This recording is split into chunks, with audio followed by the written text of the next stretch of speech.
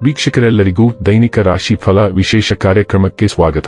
ಇವತ್ತಿನ ಈ ವಿಡಿಯೋದಲ್ಲಿ ನಾವು ವರ್ಷ 2024ರ ಏಪ್ರಿಲ್ ತಿಂಗಳಿನ 13ನೇ ತಾರೀಕಿನ ದಿನ ಮಕರ ರಾಶಿಯ ಫಲಗಳನ್ನು ತಿಳಿದುಕೊಳ್ಳಲಿದ್ದು, ಈ ದಿನ ಮಕರ ರಾಶಿಯ ಜಾತಕದವರ ಪಾಲಿಗೆ ಹೇಗೆ ಸಾಬೀತಾಗಲಿವೆ, ಈ ದಿನ ಗ್ರಹ ನಕ್ಷತ್ರಗಳ ಸ್ಥಿತಿಗತಿಗಳೇನು ಮತ್ತು ಇಲ್ಲಿ ಉಂಟಾಗಲಿರುವ ಯೋಗಗಳ್ಯಾವುವು, ಈ ಯೋಗಗಳ ಪ್ರಭಾವ ನಿಮ್ಮ ಮೇಲೆ ಹೇಗೆ ಕಾಣಿಸಿಕೊಳ್ಳಲಿದೆ, ಜತೆಗೆ ಈ ದಿನಗಳಂದು ನೀವು ಹೊಂದಿರಬೇಕಾದ ಎಚ್ಚರಿಕೆ ಏನು ಅನ್ನೋದೆಲ್ಲವನ್ನ ವಿಸ್ತಾರ ರೂಪದಲ್ಲಿ ಇಲ್ಲಿ ತಿಳಿದುಕೊಳ್ಳೋಣ. ಮಾಹಿತಿ ತಿಳಿದುಕೊಳ್ಳುವುದಕ್ಕೂ ಮುನ್ನ ನಮ್ಮ ವಿನಂತಿ ಎಂದರೆ, ನೀವಿನ್ನೂ ನಮ್ಮ ಚಾನೆಲ್ ಸಬ್ಸ್ಕ್ರೈಬ್ ಮಾಡಿಲ್ಲವೆಂದರೆ ದಯವಿಟ್ಟು ಈಗಲೇ ನಮ್ಮ ಚಾನೆಲ್ ಅನ್ನ ಸಬ್ಸ್ಕ್ರೈಬ್ ಮಾಡಿ.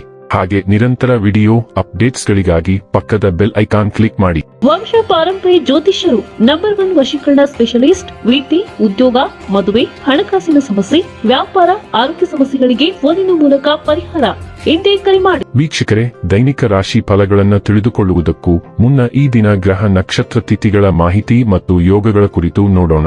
ಈ ದಿನವು ಶನಿವಾರದ ದಿನವಾಗಿರಲಿದ್ದು, ಚೈತ್ರ ಮಾಸದ ಶುಕ್ಲ ಪಕ್ಷದ ಪಂಚಮಿಯ ತಿಥಿ ಇರಲಿದೆ. ಪಂಚಮಿ ತಿಥಿಯು ಈ ದಿನ ಮಧ್ಯಾಹ್ನದ 12:04 ಇರಲಿದ್ದು, ನಂತರದಲ್ಲಿ ಷಷ್ಠಿ ತಿಥಿ ಪ್ರಾರಂಭವಾಗಲಿದೆ. ಜತೆಗೆ ಈ ದಿನ ರಾತ್ರಿಯ 12:49 ಮಾರ್ಗಶಿರ ನಕ್ಷತ್ರದ ಗೋಚರವಿರಲಿದ್ದು, ನಂತರದಲ್ಲಿ ಆರಿದ್ರ ನಕ್ಷತ್ರದ ಗೋಚರ ಪ್ರಾರಂಭವಾಗಲಿದೆ.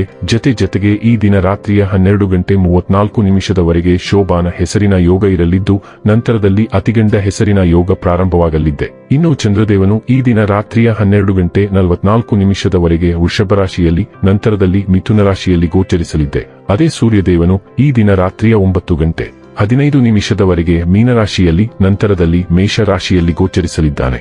ಇನ್ನು ಈ ದಿನದಂದು ಅಭಿಜಿತ್ ಮುಹೂರ್ತ ಬೆಳಿಗ್ಗೆ 11:56 ಇಂದ ಮಧ್ಯಾಹ್ನದ 12:47 ಇರಲಿದೆ. ಇದು ಈ ದಿನದ ಗ್ರಹ ನಕ್ಷತ್ರ ತಿಥಿಯ ಕುರಿತಾದ ಮಾಹಿತಿಯಾಗಿದ್ದು, ಇದರ ಆಧಾರದ ಮೇಲೆ ನಿಮ್ಮ ದಿನಚರಿಯಲ್ಲಿಯೂ ಬದಲಾವಣೆ ಕಂಡು ಬರಲಿದೆ. ಇನ್ನು ಈಗ ಈ ದಿನದ ಮಕರ ರಾಶಿಯ ಫಲಗಳ ಕುರಿತು ನೋಡುವುದಾದರೆ, ನಿಮ್ಮ ಆಸಕ್ತಿಗಳನ್ನು ಮುಂದುವರಿಸಲು ಅಥವಾ ನೀವು ತುಂಬಾ ಆನಂದಿಸುವ ಕೆಲಸಗಳನ್ನು ಮಾಡಲು ಹೆಚ್ಚು ಸಮಯ ಕಳೆಯಬೇಕು.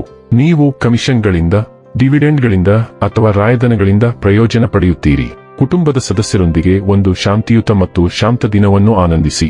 ಜನರು ಸಮಸ್ಯೆಗಳೊಡನೆ ನಿಮ್ಮನ್ನು ಸಮೀಪಿಸಿದರೆ ಅವರನ್ನು ನಿರ್ಲಕ್ಷಿಸಿ ಮತ್ತು ನಿಮ್ಮ ಮನಸ್ಸಿನಲ್ಲಿ ಈ ಚಿಂತೆ ಬೇರೂರಲು ಅವಕಾಶ ನೀಡಬೇಡಿ. ಏಕಪಕ್ಷೀಯ ವ್ಯಾಮೋಹ ಇಂದು ಹಾನಿಕಾರಕವೆಂದು ಸಾಬೀತಾಗುತ್ತದೆ. ಇಂದು ನೀವು ಯಾವುದೋ ಹೊಸ ಪುಸ್ತಕವನ್ನು ಖರೀದಿಸಿ ಯಾವುದೇ ಕೊಠಡಿಯಲ್ಲಿ ಸ್ವತಃ ಲಾಕ್ ಮಾಡಿ ಇಡೀ ದಿನವನ್ನು ಕಳೆಯಬಹುದು. ನಿಮ್ಮ ಸಂಗಾತಿಯ ಸಂಬಂಧಿಗಳು ನಿಮ್ಮ ವೈವಾಹಿಕ ಆನಂದದ ಸಾಮರಸ್ಯಕ್ಕೆ ತೊಂದರೆಯುಂಟು ಮಾಡಬಹುದು.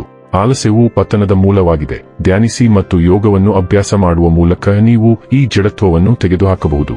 ನಿಮ್ಮ ಗುಂಪುಗಾರಿಕೆಯ ಸ್ವಭಾವವು ಅನೇಕ ಸ್ನೇಹಿತರನ್ನು ಉಂಟುಮಾಡಿದೆ, ಆದರೆ ಅವರೆಲ್ಲರೂ ವಿಶ್ವಾಸಾರ್ಹರಲ್ಲ. ಇಂದು ನೀವು ಸ್ನೇಹಿತರನ್ನು ನಂಬಲು ನಿರ್ಧರಿಸುವ ಮೊದಲು ನೀವು ಸ್ವಲ್ಪ ಆಳವಾಗಿ ತನಿಖೆ ಮಾಡಬೇಕಾಗುತ್ತದೆ.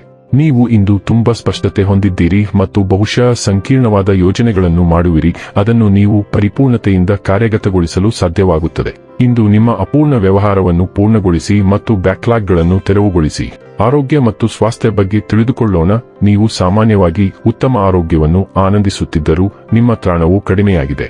ಆದಾಗ್ಯೂ ನೀವು ಹಾಸಿಗೆಯಿಂದ ನಿಮ್ಮನ್ನು ಎಳೆಯುವುದರಿಂದ ಅದು ಬೆಳಿಗ್ಗೆ ಮಾತ್ರ ಸೀಮಿತವಾಗಿರುತ್ತದೆ. ಒಮ್ಮೆ ನೀವು ಮನೆಯಿಂದ ಹೊರಗೆ ಹೋದರೆ ಪ್ರಕಾಶಮಾನವಾದ ಮತ್ತು ಬಿಸಿಲಿನ ವಾತಾವರಣವು ನಿಮ್ಮನ್ನು ಅಪ್ಪಿಕೊಳ್ಳುತ್ತದೆ ಮತ್ತು ನೀವು ಮುಂದೆ ಉತ್ತಮ ದಿನವನ್ನು ಪ್ರಾರಂಭಿಸುತ್ತೀರಿ.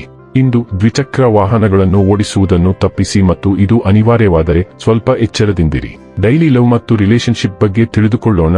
ನೀವು ಯಾವುದೇ ತೀರ್ಮಾನಕ್ಕೆ ಧಾವಿಸಬೇಡಿ ಅಥವಾ ನಿಮ್ಮ ಸಂಬಂಧದಲ್ಲಿ ತಪ್ಪು ಕಲ್ಪನೆಗಳನ್ನು ನಿರ್ಮಿಸಲು ಬಿಡುವುದು ಅತ್ಯಗತ್ಯ. ಅಪನಂಬಿಕೆಯ ವಾತಾವರಣವು ಈ ಅವಧಿಯಲ್ಲಿ ನಿಮ್ಮ ಸಂಬಂಧವನ್ನು ದೃಢವಾಗಿ ಹಿಡಿದಿಟ್ಟುಕೊಳ್ಳುವ ಸಾಧ್ಯತೆ ಇರುವುದರಿಂದ ಹೆಚ್ಚಿನ ಮಟ್ಟದ ಮುಕ್ತತೆ ಮತ್ತು ಪ್ರಾಮಾಣಿಕತೆಗಾಗಿ ಪ್ರಯತ್ನಿಸಿ. ನಿಮ್ಮ ಸಂಗಾತಿ ಮತ್ತು ಅವಳ ಬಗೆಗಿನ ನಿಮ್ಮ ವರ್ತನೆಯ ಬಗ್ಗೆ ನಿಮ್ಮ ಅಭಿಪ್ರಾಯವನ್ನು ಮೂರನೇ ವ್ಯಕ್ತಿ ಪ್ರಭಾವಿಸದಂತೆ ವಿಶೇಷ ಕಾಳಜಿ ವಹಿಸಿ. ವೃತ್ತಿ ಮತ್ತು ಹಣ ಬಗ್ಗೆ ತಿಳಿದುಕೊಳ್ಳೋಣ.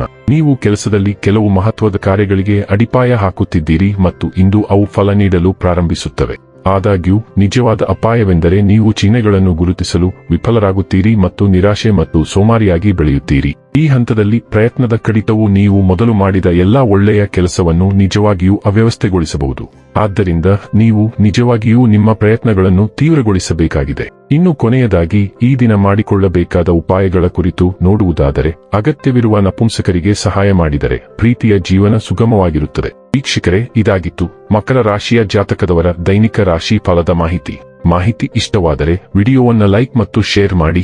ಹಾಗೆ ಚಾನೆಲ್ ಸಬ್ಸ್ಕ್ರೈಬ್ ಮಾಡುವುದರ ಜೊತೆಗೆ ನಿರಂತರ ವಿಡಿಯೋ ಅಪ್ಡೇಟ್ಸ್ಗಳಿಗಾಗಿ ಪಕ್ಕದ ಬೆಲ್ ಐಕಾನ್ ಕ್ಲಿಕ್ ಮಾಡಿ.